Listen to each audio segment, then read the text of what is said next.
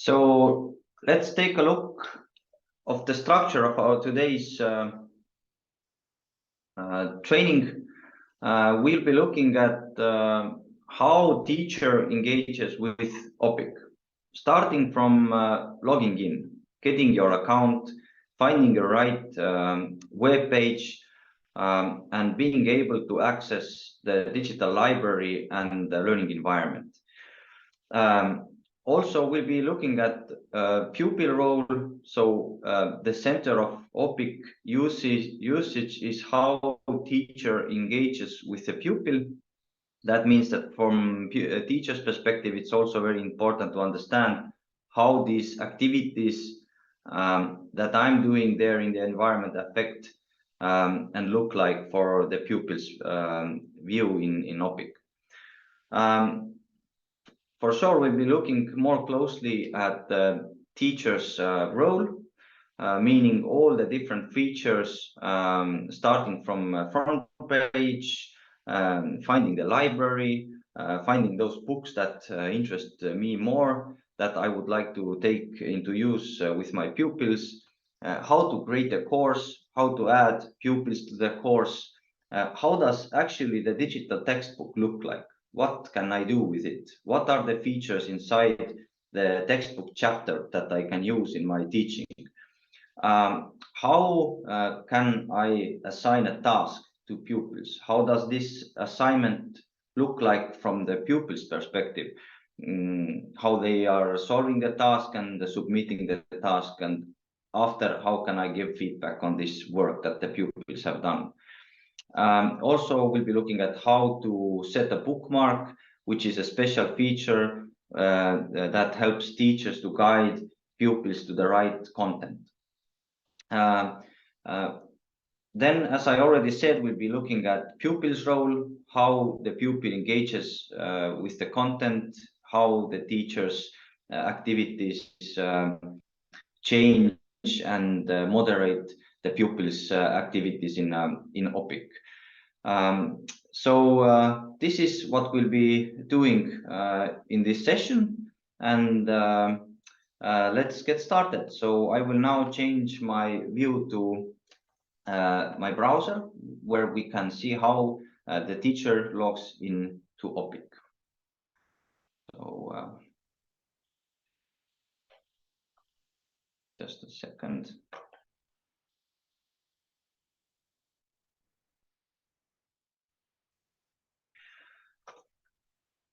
Opiq login page is located at opiq.co.ke,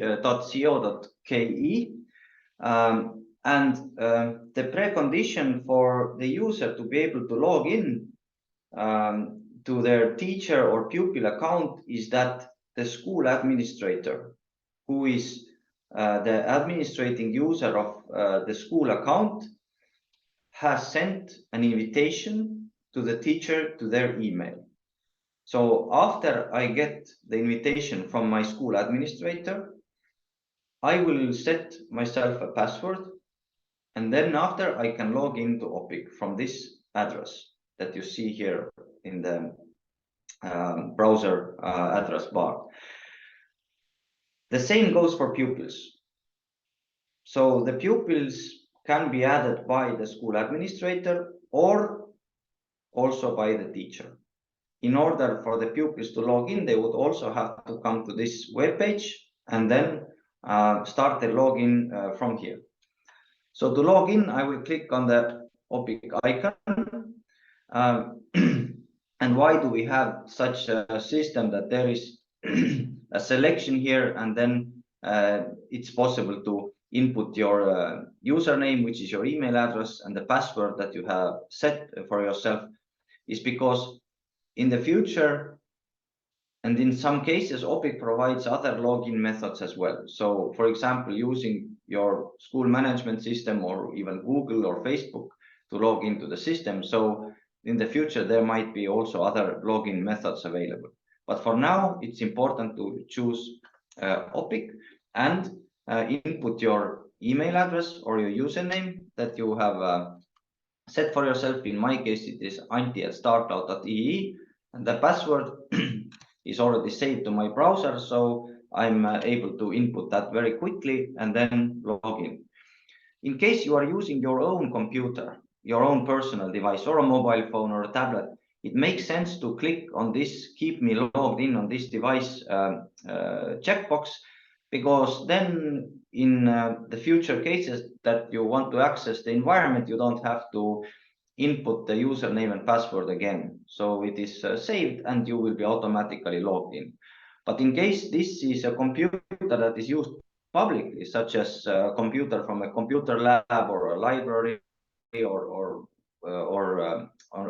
in the office where the other people are also using this, then for sure, please do not tick that box, because it would enable others to log in with your account. So only with your own personal device, keep yourself logged in the environment. So now I will log in. In my case, it gives me a selection of different roles that I am able to log in with. In case the user only has one role, such as teacher, you will be automatically logged in as a teacher or as a pupil. So I will select teacher, and now the login has been successful. I am seeing the front page of the teacher account, and as you can see, I am a brand new user, which means that I do not have any teaching related information or features in my dashboard yet. And I also have a message here in the center that I don't have any courses. So this is already a first hint how Opiq works from the teacher perspective, is that teacher creates courses that include the learning material from the library, the pupils, and the teacher themselves. So this is the main pattern of usage, and this makes it very easy to manage the content, give assignments, and work with the materials that are attached to the course. So our first task would be to create a course. But even before that, I will introduce to you the digital library and how to find it. And then when we have found the book that interests us most, we can use this book to create a course where we can then attach the pupils and then start using Opiq in teaching with our pupils. So when you look closer at the screen, you will see that on the top there are three choices. One is tasks and courses, which is the main page in Opiq. In the middle there is search, so it is always possible to search content as a teacher or as a pupil, and this search works throughout the whole library, and it is possible to find exactly what you are looking for very easily.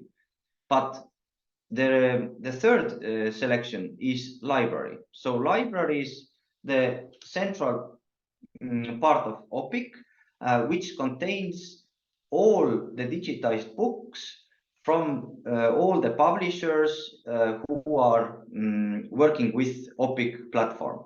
So you can see already that there are familiar textbooks that are already used in paper formats in the school from different publishers.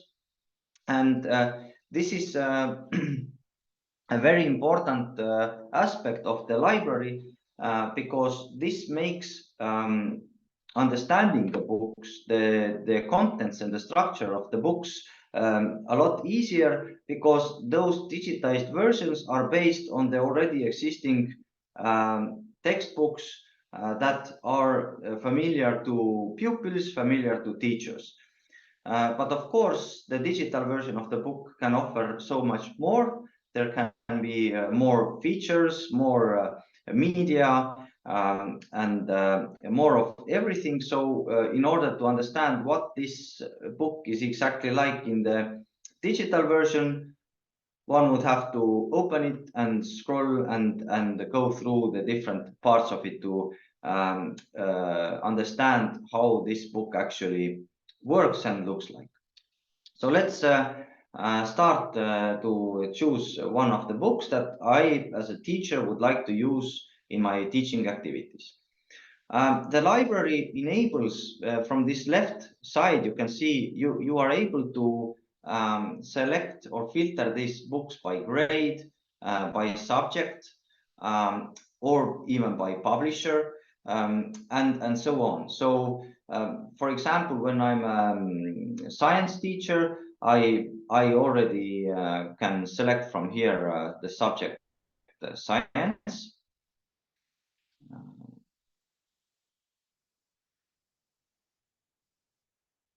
It's science and technology. I'm sorry, it is not this one.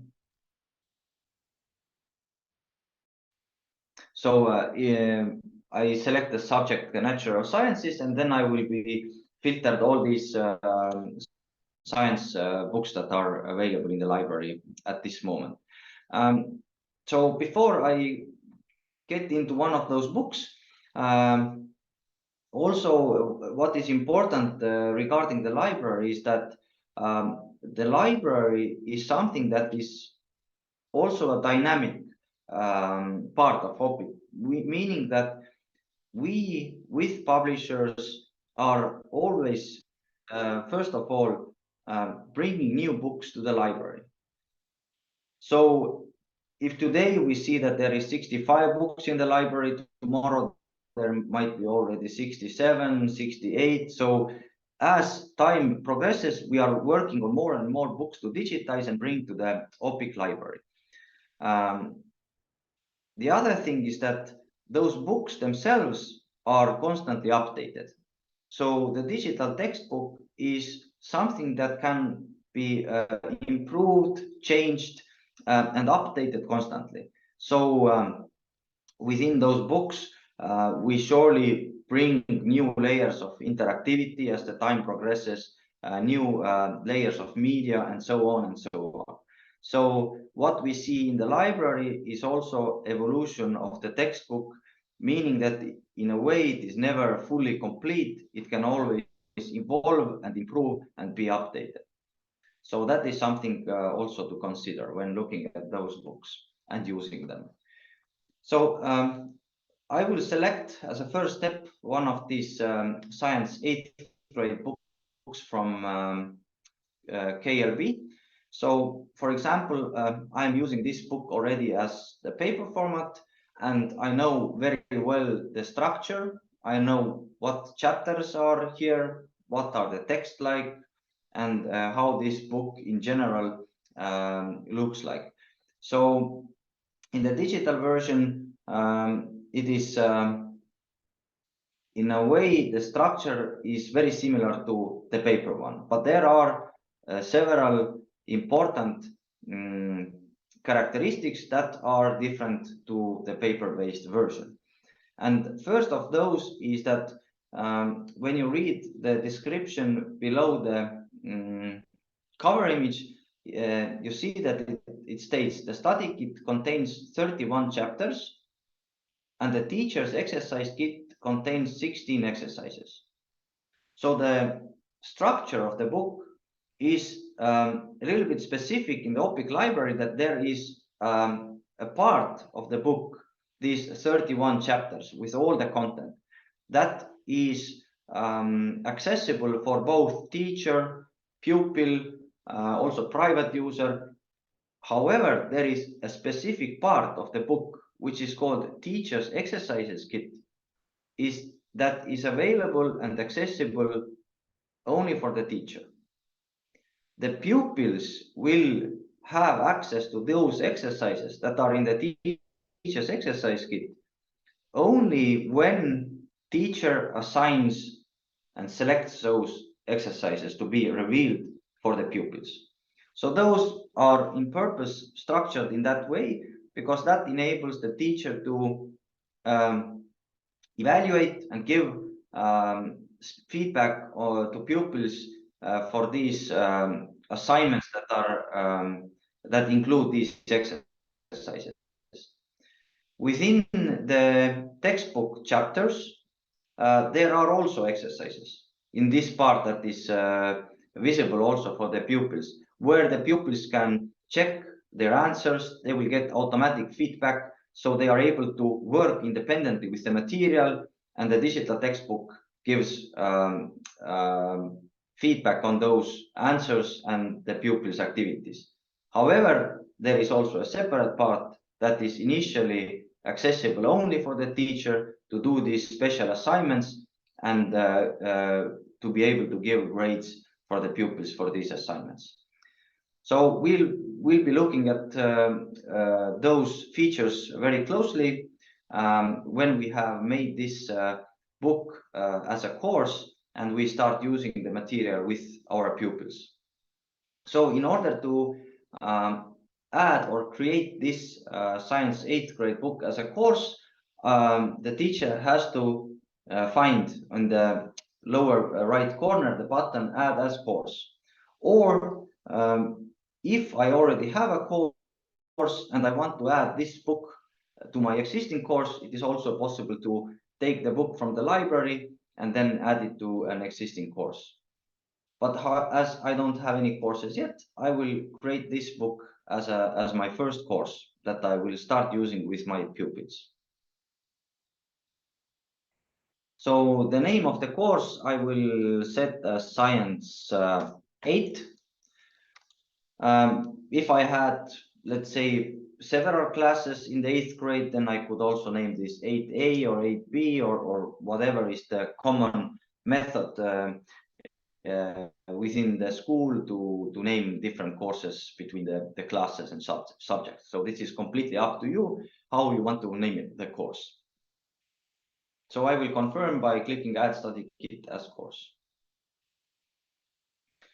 So now the library confirms that I have this a book attached to a course that is called Science 8. So in order to have a variety, let's go back to library and choose another book. So let's have 2 courses as a teacher to use.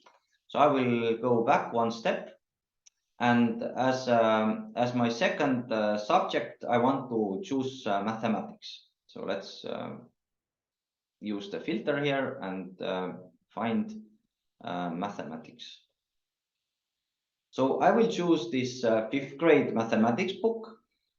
I know that this is a really good one, and I want to use this also in my teaching activities with my 5th graders in mathematics. So I click Add as course again and give it a name. Let's put mathematics 5A, for example. I have like 5B and 5A, so this one is for 5A. Add study kit as course. And it is easy as that. So it is to take the book into use from library as a teacher, it is only 1 click away. Very easy. Of course, before we get into looking at those course activities, how to add pupils to the course, of course, the books can be accessed and used also only on the library basis. So in order to now see how this chapter of the textbook looks like, what are the exercises inside here, how myself and the pupil can engage with the book and solve the exercises, I can do this also only from the library. So the content, the books can be accessed and scrolled through and tested also only from the library side. It does not have to be created as a course, but in order to have this engagement between the teacher and pupil, to be able to assign the task, to be able to see the statistics of how pupils are solving the exercises in the book or assigning them tasks and give them feedback on that. For these purposes, I need to create the course, because the course creates the connection between the teacher and pupil, between the material, between the teacher and between the pupil. But in order to access content, to see how the book looks like, how it works, it's always there in the library and can be accessed by both teacher and pupil, even without having the course available. So that is important to keep in mind as well. Now going away from this chapter, I will go to my dashboard again from this tasks and courses button, and I will see that I have now, instead of the message that I don't have any courses, I now have 2 courses here, and I have a few messages around these courses that I need to still set up those courses to be able to properly work with the material. The teacher dashboard, in addition to the courses, also includes a special area for tasks. So when I assign a task to my pupils, then this task information appears to my home screen, so I don't have to go to the course and find the tasks from within the course, but all these ongoing tasks that are right now handed over to pupils that they need to do are also available on my front page. So when we will be assigning a task later on, you will see how this information is presented here on my dashboard, and how when pupils are submitting their tasks to teacher, how this information comes directly to my dashboard. So it's very easy to find and manage all the work that is being done with the courses. So let's start by adding pupils to my courses. So for doing that, I will have to click on the button Add Pupils on the home screen. And this button directs me to the page where I am able to add pupils to my course. There is 2 ways to do it. When there is already another teacher, let's say for 8th grade, who has input all those pupils that I also want to have in my course, then it is quite easy. I have to click the select from current or archived lists, and I am able to find the course of the other teacher that I can use the pupils list and import it to my course. So I don't have to manually input all the pupils myself. So right here, right now, I found that there are many courses within this school account from other pupils, and then I am able to find from this other English 8A that belongs to another teacher the same list that I would like to include into my course. So in order to have them, I have to select all and add pupils. So this is in this case where there is already on the school level existing list of pupils that I can use. And I can use the list from all the other teachers who are using Opiq inside the same school. When there is no such a list, then the users must be inputted by their last name, first name, and email address. So the pupil has to have an email address where the teacher can send the invitation, and thereafter pupil can use this invitation to set the password and then log in exactly the same way as the teacher originally did. So as I now input my family name, it already offers me pupils or users with this name who are also inside this same school that I am using Opiq. So for example, I have here myself, so I can quickly find myself and add myself to the list of pupils that I want to add to the course.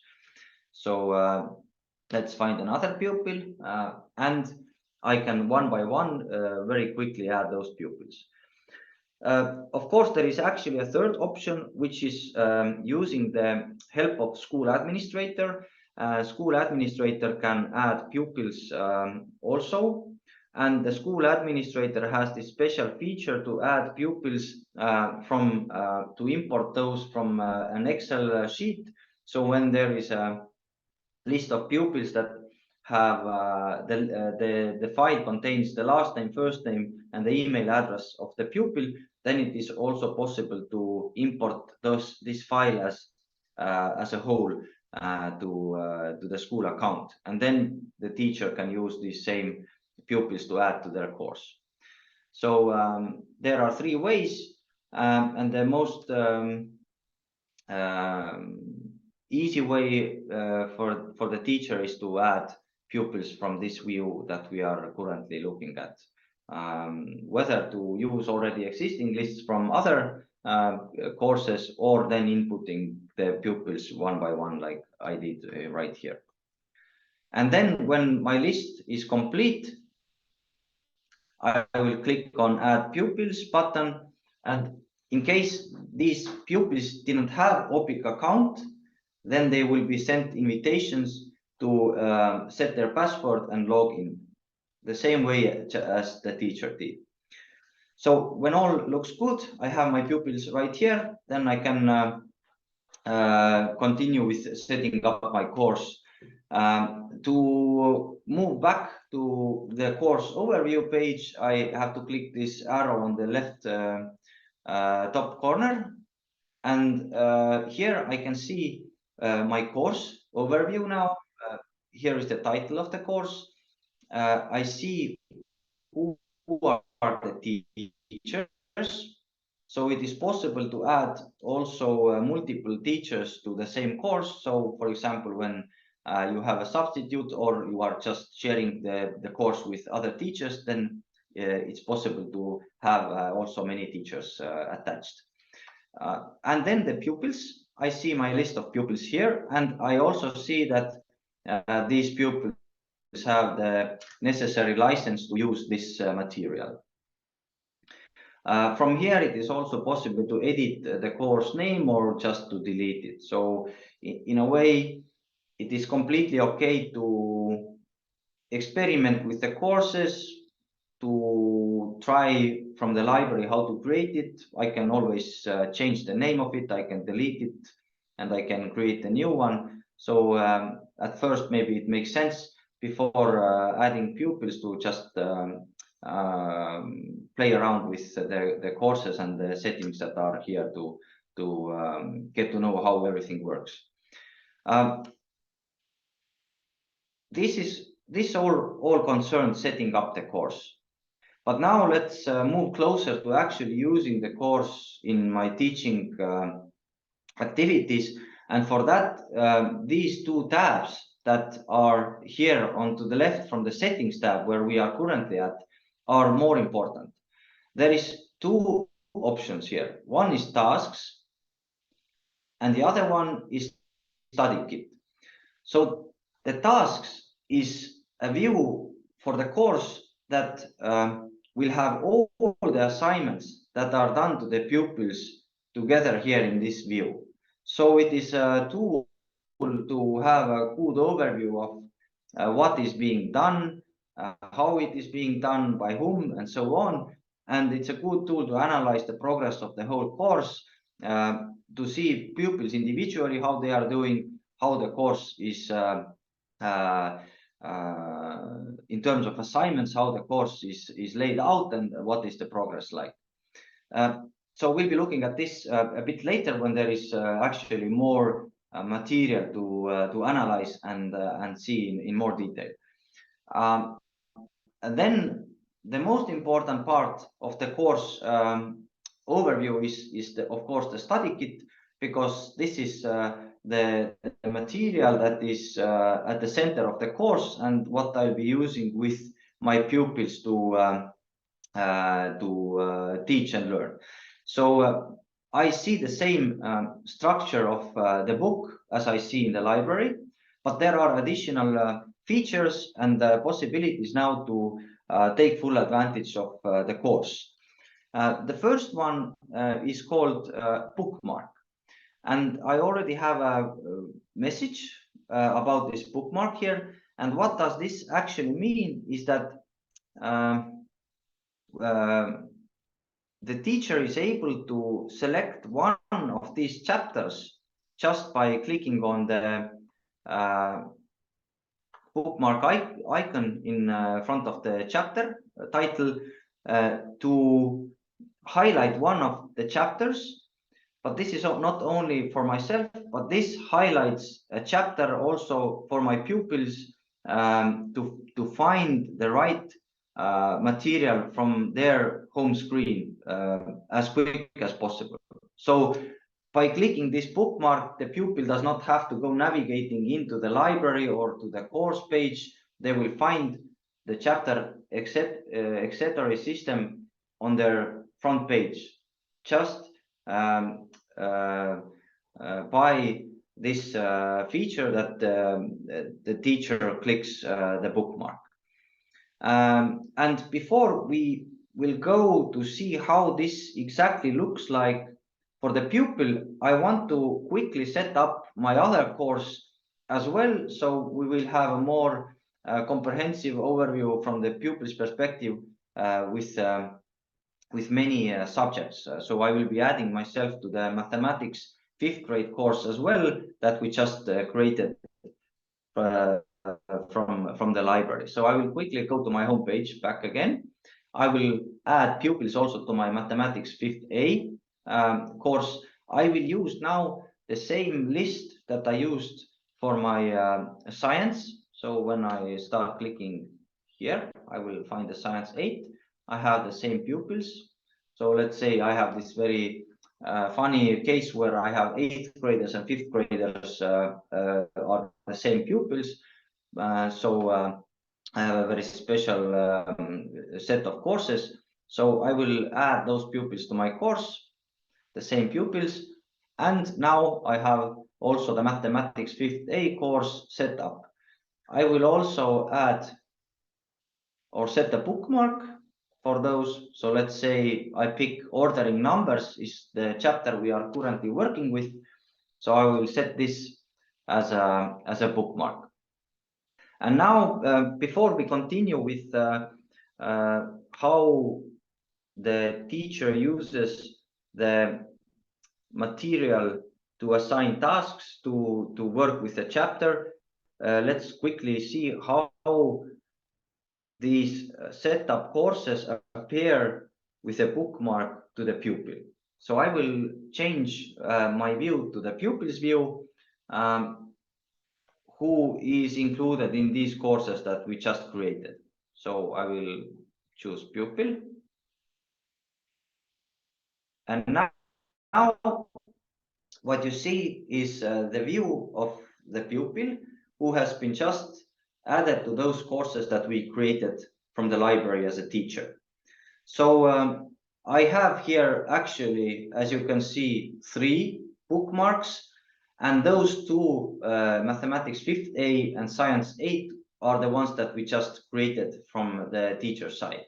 So I am also included in a demo 5 green course from some other teacher. And those bookmarks are also now clearly visible for myself here as ordering numbers, chapter 1.6 in mathematics 5th A, and then the etc. system from the science 8. So just by clicking on this bookmark, the pupil is able to open the textbook chapter and start engaging with the material. And to highlight a few special features from the teacher side, I will now, as a pupil, solve here within the textbooks chapter one of these exercises that I can also check myself, and I can see if I was doing it right or wrong. So there is this activity 7A, which tells me to arrange the numbers from the smallest to the largest. So I have this here a set of numbers. So let's start by arranging those to the right sequence. So I will do like this, which is the smallest, this is the smallest, which is the largest, and this 67,134 is the largest. So as a pupil, I'm now using the textbook. There is an activity and I can check if I was right or wrong, and everything was right. So very good. And of course, the pupil can now work through the chapter independently and read and do all the activities. And also, what is important here on top, the pupils have a personal Opiq score or a progress graph that shows how they are progressing with each of these chapters that they are working with. So they have this kind of a reminder all the time to see visually how they are progressing with this particular chapter or the lesson. And when the teacher assigns tasks that are connected to this chapter, then there is a separate score. Here you see in the gray that is tasks that also gives feedback on how pupil is progressing with these assignments that the teacher has assigned. So it's kind of two sides. One is this more independent work where I get automatic feedback from the chapter, such as we did this activity 7A, and the other part is what the teacher assigns and what I have to do from the teacher's activities. And those two together make the full learning statistics and feedback on how I'm progressing with these topics and the subjects that we are learning about. So it's a combination of the environment giving feedback, but also the teacher doing the assignments and giving feedback on how I'm progressing from the pupil's perspective. So yeah, this is how Pupil sees these bookmarks, how the courses appear for the pupil. So the same goes for the science 8th grade. So when I open now this digital textbook, I am able to also work through the material just exactly as I did in the mathematics. So yes, fortunately I did this right now, and I can continue with the materials. The pupil also has the same layout in terms of navigation on top here, that the search is in the middle, so I can search about everything. So let's say I want to know about skin. So it gives me results throughout the library. So whether it's in chemistry or biology or in arts, when there is something about skin, it gives me the results. I can also filter through the grades and so on and so on. So it is a very universal, very specific search feature. And of course, the library is accessible for the pupil in a similar way that for the teacher. The main difference is, of course, the teacher's exercise kit that is attached to each and every book in the library is not visible for the pupil. But overall, the pupil has also this very wide level of access in terms of the seeing what books there are, what subjects, what grades are covered in the library. Okay, so now turning back to the teacher, and we can see these specific features of teacher and how a teacher can use the textbook, how the teacher sees the statistics of how pupils are using the materials, and how the teacher can assign tasks to pupils and give them feedback on these activities. So let's take, for example, the mathematics 5th A course. Now being back here on the course overview page, I see my bookmark ordering numbers. And when I go to the chapter, then I can already see exactly the same view as the pupil sees, but looking more closely these exercises and activities, the teacher has more features. And one of these main features is pupil statistics. So by clicking on the exercise pupil statistics, I can see how my pupils have engaged with the material, if they have done these exercises, and how well or not well they have done it. So, for example, here is Antti. He has got all the answers correct, and the other pupils have not done this exercise inside the textbook yet. So I am able to see the engagement of pupils and how successful they are working with the material.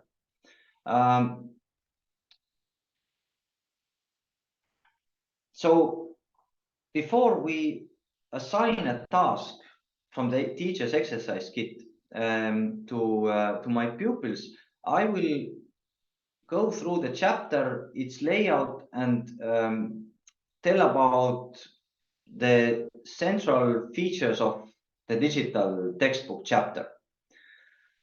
So overall, the chapter follows a similar layout as we see in the paper-based textbooks, which means that it is, of course, curriculum aligned, it is edited material, and it follows the logic of the curriculum to present this topic, the lesson material in most logical and well-structured way as possible. And this is exactly the same in the paper-based textbook as well as in digital textbook. However, in this digitized version, and especially when we are talking about mathematics, for example, it is very important to have these exercises, these interactive elements inside the book where the pupils can engage and get automatic feedback, such as this activity 7A that we just did. So I'm able to read the text about the theory and then immediately solve an exercise and get feedback if I have understood everything correctly or not. And the digital textbook really is something that needs to take advantage of this possibility.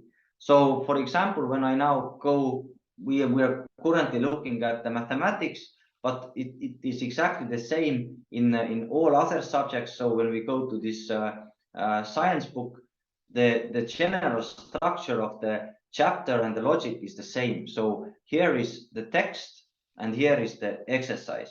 So I can read and then I can check. And even better is when the textbook is structured in that way that there is the text, there is the illustration, such as what we can see here. So I can click on the illustration, it opens the image on a big screen, and then whether this is an image or this is an animation or 3D model, I am able to have a good illustration on the text, on the theory part that I was reading, and then after I can do an exercise to validate if I have understood everything correctly. So this is very important structural element of the textbook and especially the digital textbook. And this is something we want to follow with the publishers, with the authors who are creating these materials. And here I can see the exercise again. I can use it and I can check if I understood, if I read the material well enough. And of course, digital textbook is also a very universal tool. So this is not only about me individually reading and learning about it at home, but it is also a classroom teaching tool. So doing these exercises here can be done in a classroom environment collectively. So for example, the teacher opens this illustration on the dashboard on a big screen. We have a good discussion about this with the classroom. Everybody can engage and give their input on what we see here and what we are reading about, and then we can solve this exercise or this activity together in the classroom environment. So the digital textbook is both an individual learning tool, but just as well it is a collective classroom teaching and learning tool. And definitely this is something I emphasize that both pupils and teachers take advantage of when using digital textbooks. Then there are, of course, more features that are specific to the digital textbook, such as the possibility to highlight text, to comment this material. So that's very, very important. And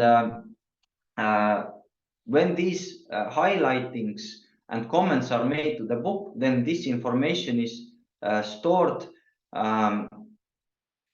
for this particular user, which means that when I now work with the material, I highlight it, I comment it, I come back a few years later or 1 month later to work through the material again before the exam, I will see everything that I did here, my answers to my exercises, my comments to the text, my highlights, everything is here. So it is a personal tool that saves information also for the future. So it's not only about now working with the material and then I come back and everything is already gone that I have put here. It is something I can use in the future the same way. Then there are features that help learning, specifically reading. So most of the textbooks have this read aloud feature, which is actually a speech synthesizer.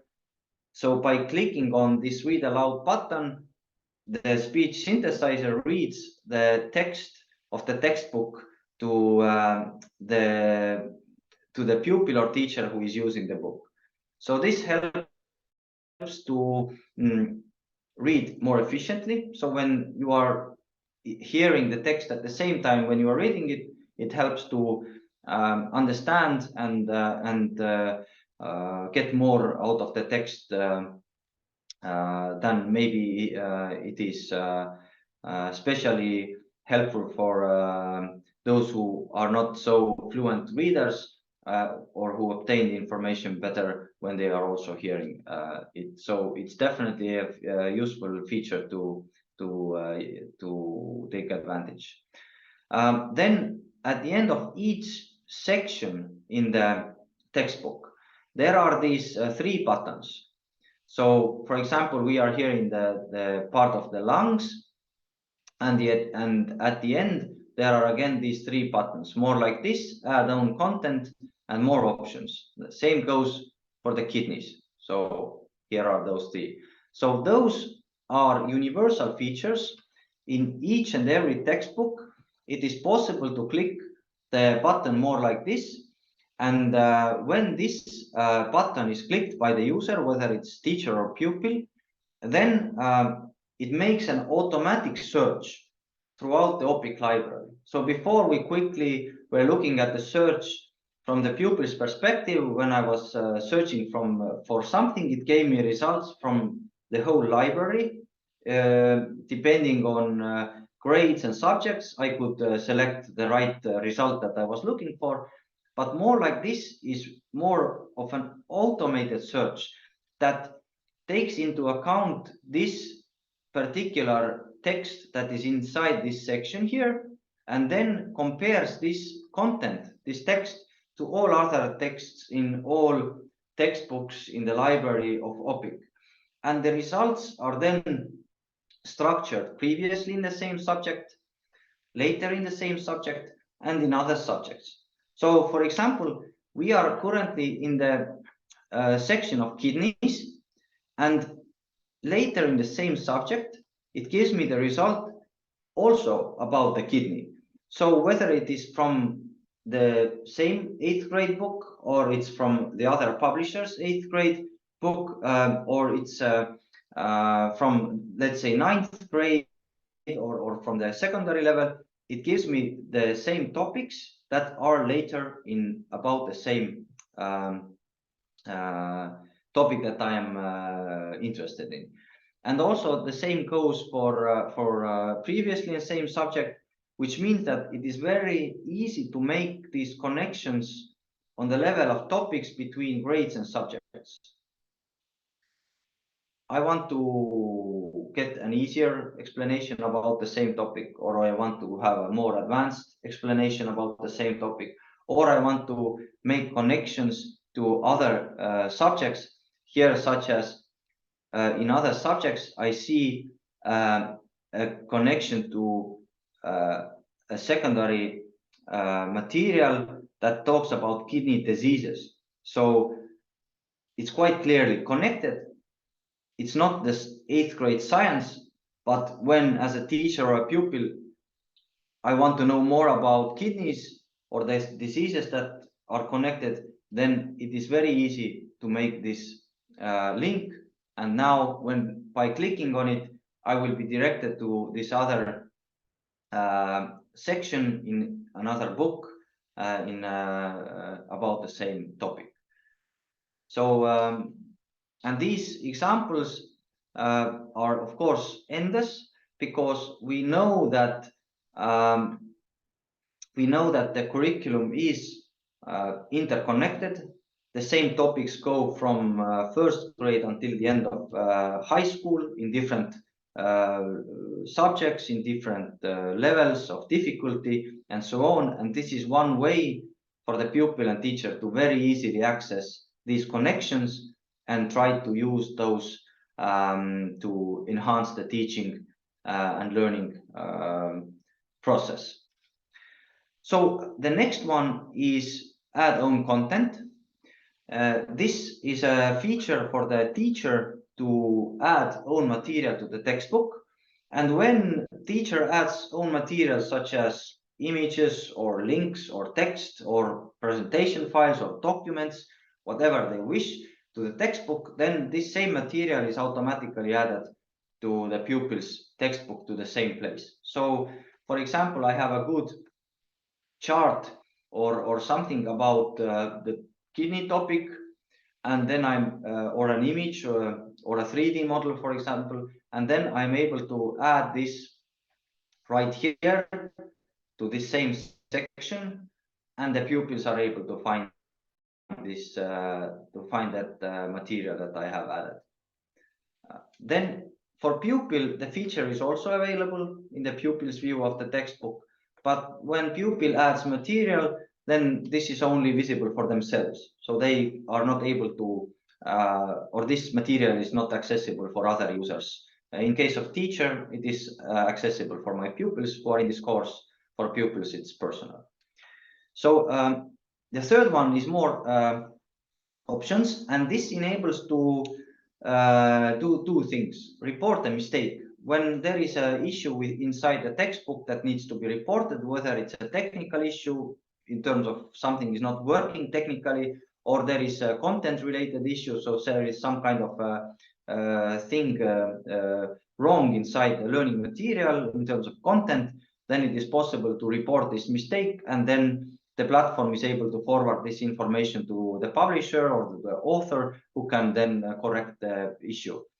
So it is always possible to give feedback, and it's very important to do so, and we are very thankful for this this information. Then there is possible to copy link, and what does that mean? Is that I am able to copy link of this particular section, the kidneys.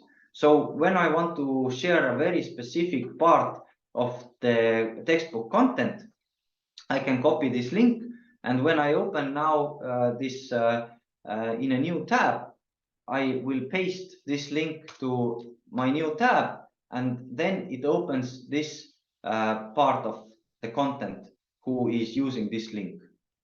So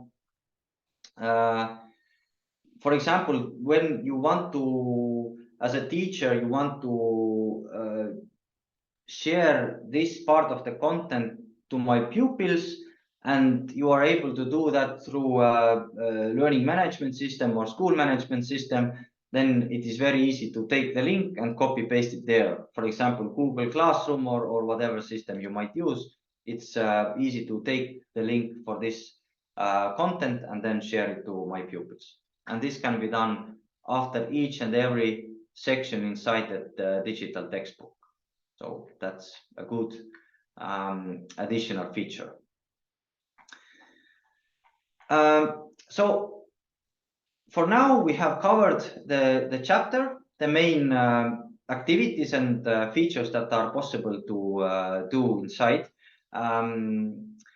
Of course, it's important to keep in mind that Opiq environment, including content, including all the exercises, can be used in a mobile phone, in a tablet. So whatever screen size the environment is put, it takes the shape of the screen size. So you can be sure that when assigning tasks or reading the chapters, all this can be done also through a mobile device. So it is a very universal approach to using the environment and the content. So as a next step, let's go to the, I will turn back to the Mathematics 5 course, and let's look at the teacher's exercise kit in order to assign a task for the pupils. So the teacher's exercise kit can be seen here in the table of contents behind this number after the chapter title. So by clicking on the number of the exercise kit row, I'm directed to the teacher's exercise kit. This can also be accessed when I go now to the chapter view. Here, where is the textbook chapter? It is also, as a teacher, possible to access the teacher's exercise kit by clicking on the pencil icon on the top right. So it's kind of two different views for the chapter. For the teacher, the title is ordering numbers. There is this traditional textbook view that we have already gone through. And then by clicking on the pencil, I will see the special view for the teacher that contains all the exercises that I am then able to assign to my pupils. So by clicking on the title of the exercise, I will see how this exercise looks like. I am able to solve it myself, but I don't have to do it. I can just click on the show right answers, and then I already see what is the right answers for this exercise. However, when I assign this exercise to my pupils, then they are not able to see the right answers.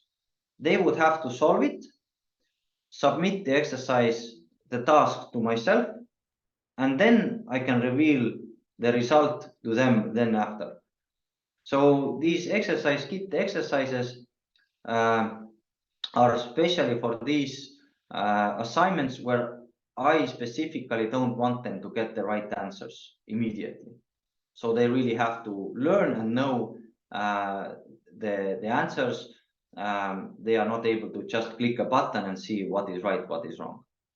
So this is the important difference between the chapter exercises that are in the textbook part and then the exercises that are in the teacher's exercise kit.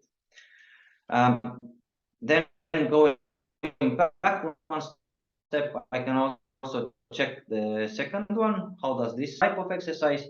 And exactly the same as the previous one, I can check the answers. And when I have decided that this is a good exercise that I want to assign to my pupils, then I can just click Assign Task button right here below the exercise. And by using this task assignment tool, I'm able to send the exercise to my pupils who are in this course. So it is fairly easy. I have already selected this exercise. So this tool consists of 3 parts. The first one is selecting exercises. The second one is setting the task properties, including the due date when they have to send it back to me. And the third part is about selecting the pupils who will get this exercise. So let's start from the left side and go through the important parts of assigning the task. Selecting exercise is already done because I clicked the assign task button where I saw this exercise that I really liked and that what I want to send to my pupils. So theoretically, I don't have to do anything here for now. What optionally I can do is I can also select the other exercise if I wish. So actually both of those were really good, and I want to send those two to my pupils so they would do this assignment that I can then now grade afterwards. I can also select read a chapter. So this is a universal task when I want pupils to also work through the chapter before they do the exercises. Then I can also select this as an assignment to the pupils. When I want to include exercises from other chapters to this assignment, or even when I want to include exercises from other books from the library, then it is also possible to do. So even when I start assigning a task from one particular exercise in the teacher's exercise kit, through this assignment tool, I can always include other exercises from other chapters of the same book or the same course, or from also other books in the library. So it is very, very universal. But of course, I don't want to do it now. Now I just have selected those exercises that are within this particular chapter.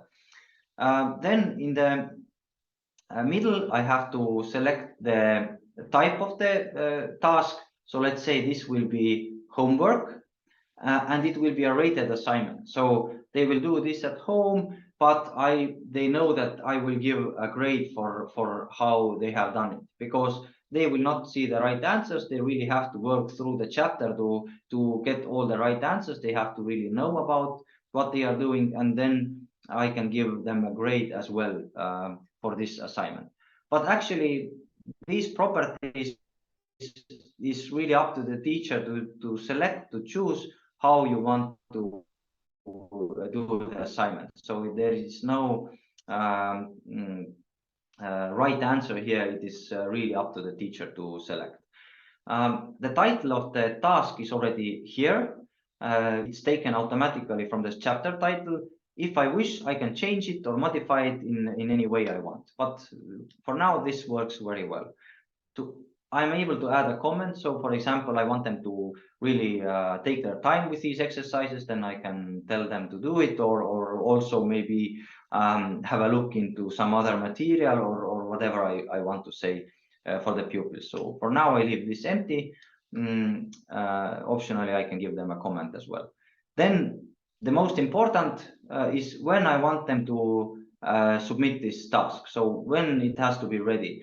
So the due date will be tomorrow, 21st. I will select Friday. And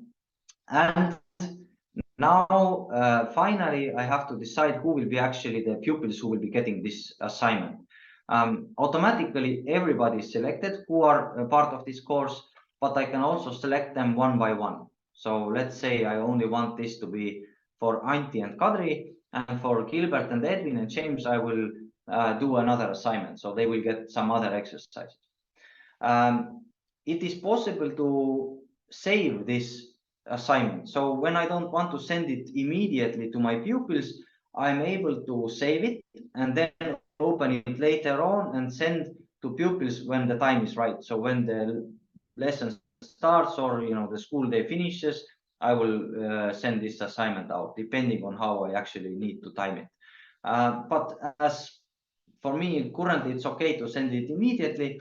I will do it by clicking the green send button. And now the task is assigned. It is sent to my pupils, and they are able to start solving these exercises.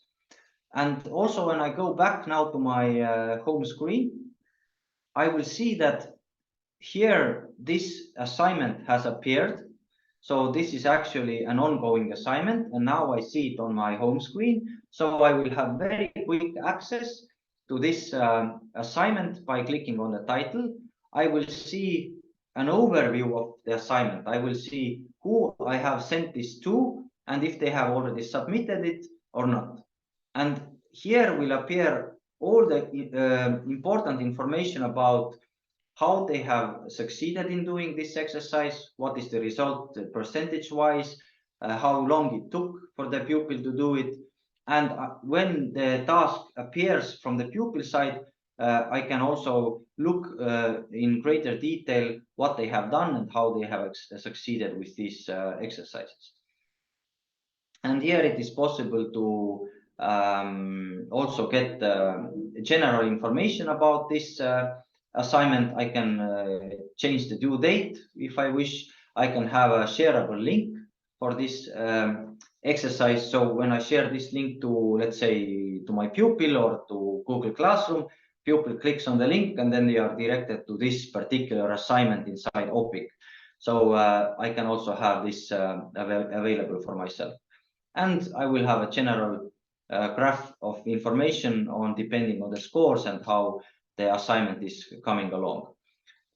I did not have some pupils included in the assignment, and I can add pupils if I wish. So let's say I want to have this assignment for Edwin as well, then I can add him later on. Okay, so let's take a look from the pupil's perspective, how pupil will solve the exercise and how they are submitting it, and then how the teacher can give the feedback on this assignment. So I will change my role. I will log in as pupil. And additionally, from what we saw here earlier as pupils, now I have a task on my front page as well. So this is exactly the same task, ordering numbers, that I just assigned as a teacher to Antti. So I click on the task. I will see that there is 3 parts to this assignment. Read the chapter ordering numbers, exercise 6.2 and exercise 7.1. So, and this task is not yet submitted by me to the teacher. So I would probably have to start by reading the chapter. So this title directs me to the chapter, so I can read, I can work through the materials here. Here are a lot of exercises, but those are the ones that I can check myself. So this is, let's say, the independent work and just practicing. So let's do, as an example, one of these exercises. This is from the largest to smallest, so I will do it in this way. Okay, check answer. And when I have gone through all of this material, I can click, I studied this chapter, and then from here I can go continue the task that the teacher has set. So I will now click the next exercise. Then it is from smallest to largest. So let's do this. So it's 250, 450, 68. So that should be correct. 75, 500. And for these exercises, as you can see, I have no check exercise or check answer button. So I have to do those without being able to check the exercises. So then those are the exercises that the teacher has selected from the teacher's exercise kit. What the pupil can do here is add own material. So let's say the teacher wants me to add some kind of answers or some sheet or photograph or whatever to this exercise, then it is possible to do. Then it is possible for the pupil to rate the exercise. I can give teacher feedback on whether it was easy or it was difficult, and then the teacher will see my answer in terms of how I rated the difficulty of the exercise. Also, the pupil can report a mistake if there is something wrong with the exercise. Then, importantly, pupil has to save. So when I have put my answers, I have put my rating, I have to click the save button here on the right bottom corner. So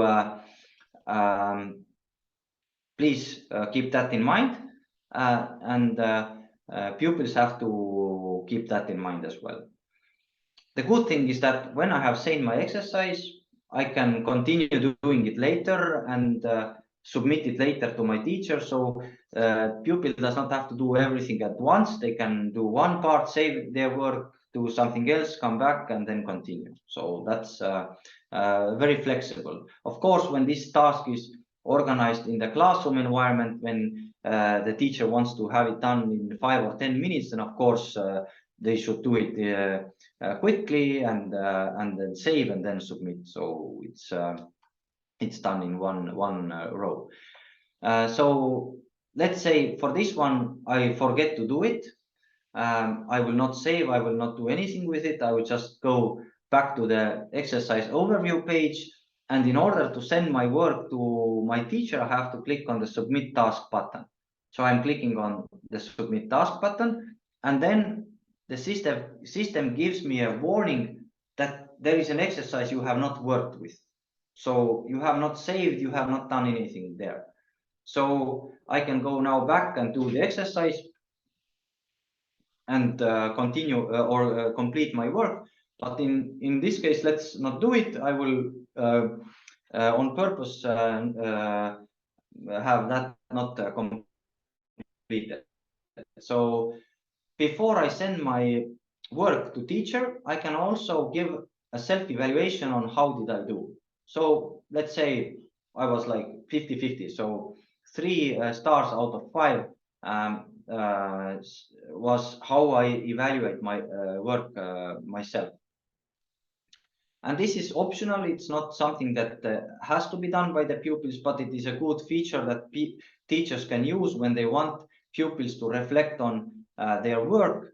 So it is not so important maybe for the teacher, but at least as important for the pupil to think about how they actually work through the task. Were they paying attention? Were they really doing it in a good way or bad way? So it is a tool for the teacher to have pupils reflect on their own work. There is also a possibility to leave a comment for the teacher, so I can tell thank you or that I somehow did not manage to do the last exercise or whatever was the issue there. It is also possible for the pupil to give feedback to the teacher on the task. So after this is done, I click submit task, and now I have submitted the task to the teacher. And also on my homepage, I can see that the task has been moved from not submitted to the submitted. And when I open the task again, I am not anymore able to answer the questions. So in order for me to change the answers or work with the assignment, I would have to reclaim the task by clicking on this button, and then the teacher is able to hand this task back, work with the answers. So let's go to the teacher's view and see how the teacher now sees this assignment. I already see on my home page that both of these pupils have submitted their tasks, and the graph shows to me that one of these tasks was scored between 50 to 74%, and the other one was 75 to 89. So the good thing is that both pupils have done their tasks, and when I now click on the title, I will see how did they do. So I see that Kadri submitted a few minutes ago, Antti the same, and I also see how much time they spent on these exercises. The result for Kadri is 67% and for Antti it's 75%. So let's take a look at one of the pupils. So I opened the Antti's assignment and I see that the work with the chapter is such. So all these exercises that are included in the chapter part, Antti has done in such a way. So the first activity 7, he has not done at all. he has done 7A with the perfect score. Then the next two are not done as well.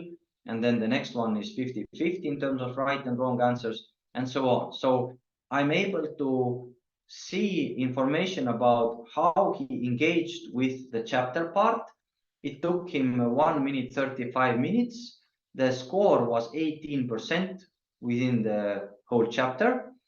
And how many exercises are there in total in the chapter? Okay, so he has not really worked through the chapter properly.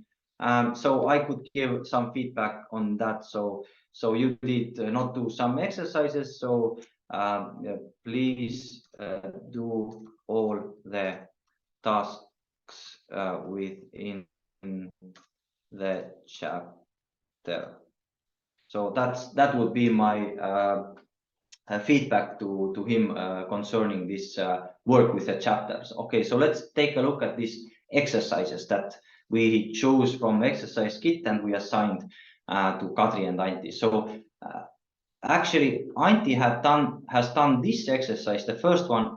Everything is correct. So I can give feedback on this, that this is well done. And the next one, actually not so good.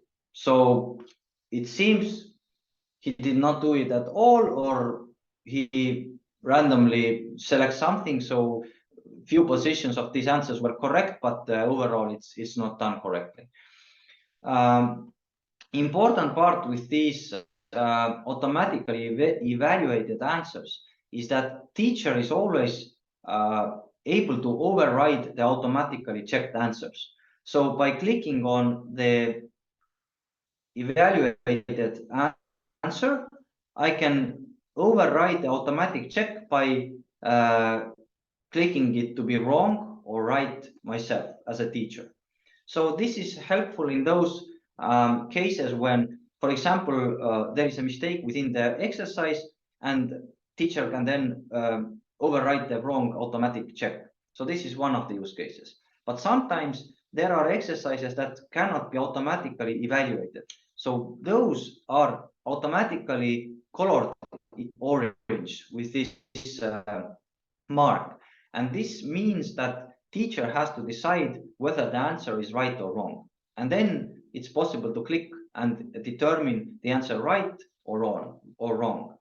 And the third one, the blue one, is for those cases when the answer is not either right or wrong, when it is a neutral answer. So for example, the pupil is writing about their favorite color or favorite food. So it is a subjective answer, and it is just important that they give their input properly, but the answer itself cannot be evaluated right or wrong. Then by clicking on the blue selection, this answer is then detached from the calculation of the percentage of right and wrong answers. So it becomes a neutral answer.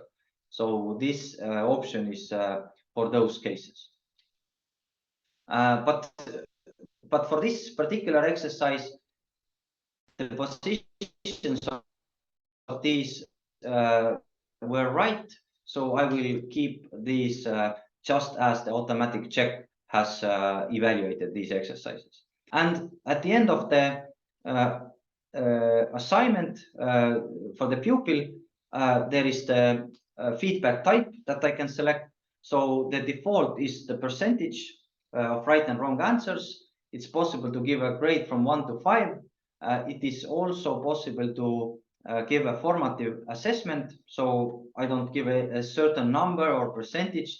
I will give a sentence that, you know, this was well done, but you should work on these parts more, and this or that is important for this particular pupil.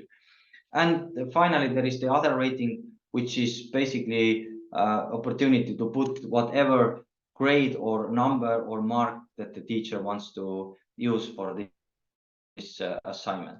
But in my case, I will use the score as percentage and will disclose it for this pupil. So what happens is that pupil also now gets this feedback on all the right and wrong answers and how did they do, and also the general feedback from the teacher in terms of the percentage score.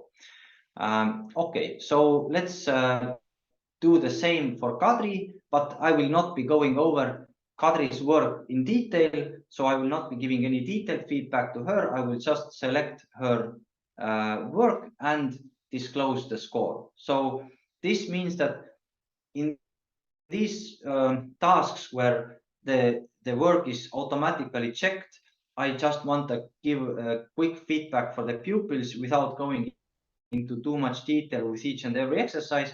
I can disclose and give the feedback to the pupils very easily by just selecting their names from this page and disclosing the feedback. So it is both ways that the teacher can use it. Go into more detail with every work or just give a very quick automatic feedback on their work. And now as a pupil, just to give a quick overview of how pupil will see the result, I will log in as a pupil again and go to my rated tasks page right here. And I will see that now there is a feedback on this assignment that we just did 10 minutes ago. So I'll be clicking on that title. And now I will see exactly how the teacher and the system Opiq has evaluated my work. So here I see that this is overview of my activity in the chapter, and the teacher is telling me that I should do all of those exercises. And now I can go to the chapter and work with this myself. Then this was completely right. Everything was correct. I'm positively approved by the teacher, and here it is not so good. So I have a full overview of how did I do with all of these exercises. It's also possible for the pupil by clicking here show more button under the general overview of the task to see details about this assignment. And including in these details, I can also have a comparison between myself and the class average. So the pupil is able to see my percentage for this task compared to all of the pupils who got this task in the class. I will not individually see other pupils. I don't know who did how, but I am able to see where I position in terms of this percentage or this performance for this particular assignment. So that is also an additional feature for the pupil. So to give them feedback and also motivate them to either improve or to have a positive feedback on that they are doing quite well with this topic, with this subject. Okay, so this is about the pupil. Before we start to conclude, I wanted to show also from the teacher's perspective the overview of the course tasks. So we were currently giving assignments to my pupils, and over the course of the year of the course of the whole period, I will have a conclusive list of all the assignments that I have done with my pupils.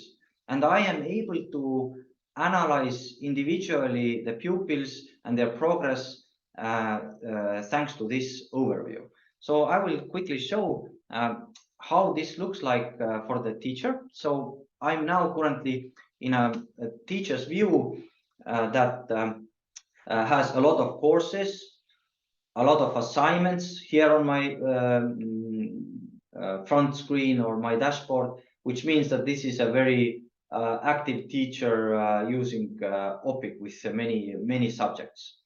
So to give this example, I will open the English 3rd grade course. So it's exactly the same as we were seeing before with this mathematics 5A and science 8th grade. So this is just an English 3rd grade course. My bookmark is set to chapter 2.12. And when I go to the tasks page of the course, I will see all of these tasks that I have assigned to my pupils within this course. And I am able to see how much are these tasks completed by the pupils individually, by each and every task.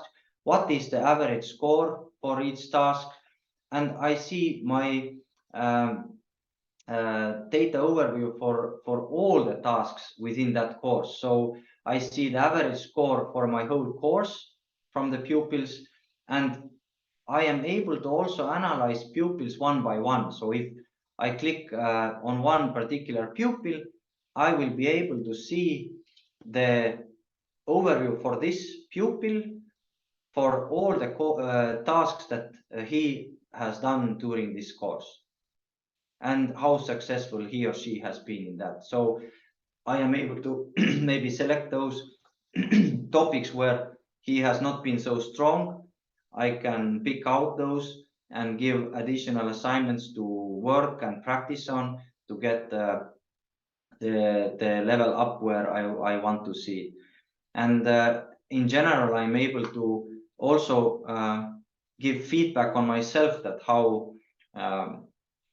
how successful and how appropriate have the tasks been in terms of pupils' progress. So the course in that sense is the central tool for teacher to give assignments, to work through the material that is in the library, but also analyze the progress on so many levels, and also analyze yourself as teacher in terms of assignments, how much, how successfully, and how these different topics are covered within the course. So some are maybe better, some are maybe not so good, and so on. So this is definitely a tool that I recommend to use. So this has been the core of how a teacher uses the Opiq material, starting from getting access, starting from having a login, finding the library, finding the content that is useful and necessary for your teaching activities, then creating the course from the material that is in the library, adding pupils to the course material, making sure that the pupils are able to log in, then working through the chapter of the digital textbook by using this in the classroom environment, working with the media gallery, working with the exercises with pupils, then having pupils work independently with the chapters and the content,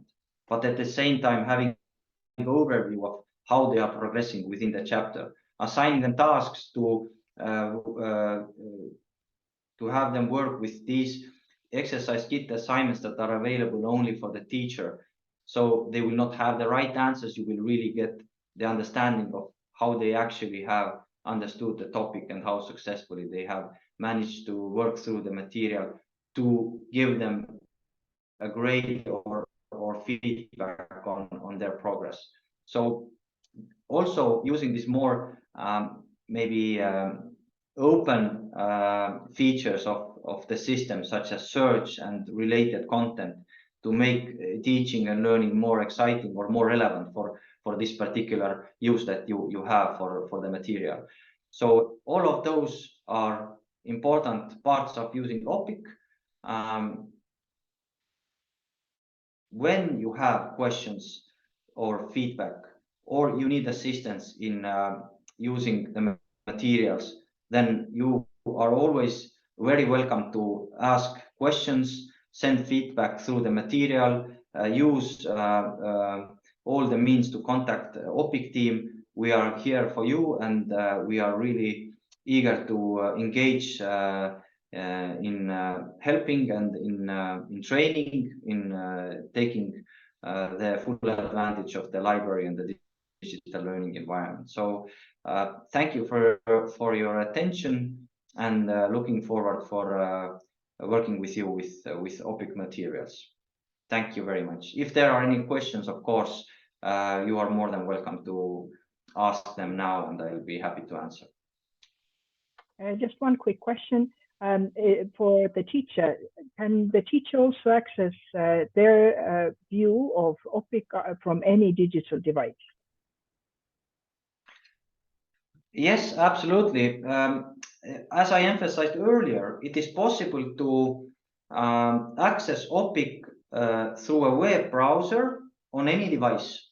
So whether it's desktop computer, it's a laptop or a mobile device, it's possible to open a web browser, whatever is provided with the device, Google Chrome or Safari or Firefox, go to the address opiq.co.ke, and you are able to log in. Additionally, we are launching Opiq app, which means that from your own personal mobile device, you are able to download Opiq application from the iOS App Store or Google Play Store, and you are able to use Opiq app without the browser in your mobile device. This also means that Opiq will be sending notifications, push notifications for the users. So for example, when a teacher assigns a task for pupil, they will get a notification to their mobile device, or when the pupil, for example, wants to reclaim the task, the teacher will get the notification. So these important events that happen around the courses are then also shared through these notifications to the users. And that also includes parents. So when parents are added to the course material or to the pupils accounts, then they will also be getting this important information about these events that are happening inside Opiq. Thank you. Thank you very much. So thank you, everybody, and see you next time.